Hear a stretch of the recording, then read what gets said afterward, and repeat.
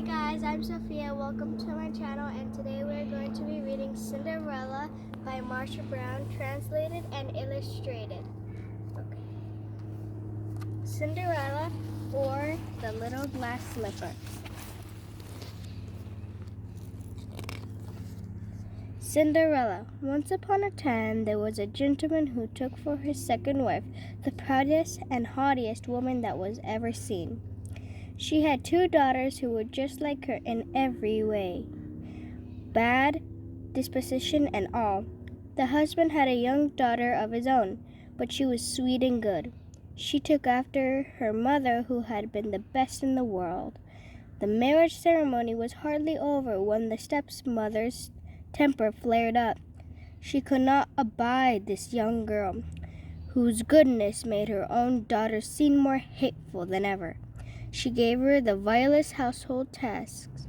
It was Cinderella who scoured the pots and scrubbed the stairs, Cinderella who polished the bedchamber of Madame and also those of her daughters. Cinderella slept on a wretched straw pallet in a miserable garret way up in the top of the house.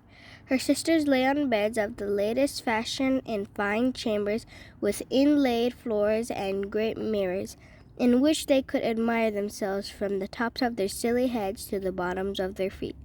The poor girl put up with everything. She dared not to complain even to her father. He would only have scolded her, because, alas, he was tied hand and foot to his wife's apron strings.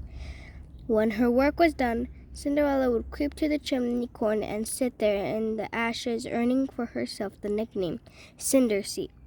But her younger stepsister, who was not quite as rude as the elder, gave her the name of Cinderella, and Cinderella she was. In spite of her rags, however, Cinderella was 100 times more beautiful than her sisters, for all their fine clothes.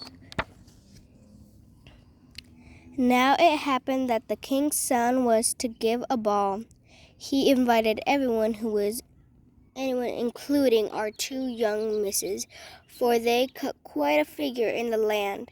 They were delighted with themselves, busy as you please, choosing their costumes and headdresses to go with them. More work for Cinderella, for it was she who starched their linen and puffed their ruffles, chitter-chatter of nothing from morning to night, but what they would wear and how they would look.